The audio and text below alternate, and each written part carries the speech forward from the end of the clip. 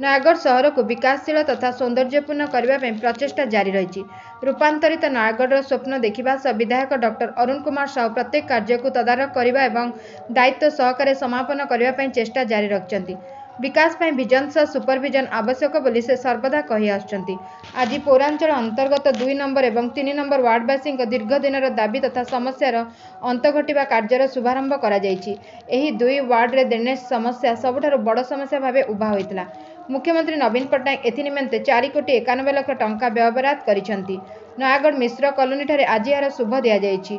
नयागढ़ विधायक डॉक्टर अरुण कुमार साहू यार शिलान्यास करिसेंती। एही कार्यक्रम में पौर परिषद अध्यक्षा निरुपमा खटेई, उपाध्यक्ष गुरुप्रसाद जेना, समस्त काउंसिलर एवं विभागीय कर्मचारी माने उपस्थित रहितले। नयागढ़ विधायक तांको वक्तव्य प्रकृतिर सुरक्षा देवा आम दायित्व बोली कहिसेंती। एहा सहित हृदयर आवेग परिप्रकाश करी 24 घंटा लोकंक सेवा करी आसुची बोली कहितले। प्रत्येक उन्नयनमूलक कार्य आमे दायित्व नेबा आवश्यक बोली लोकंकु कहिबा सह एहार सुरक्षा पई सचेतन हेबाकु आह्वान देउथिले।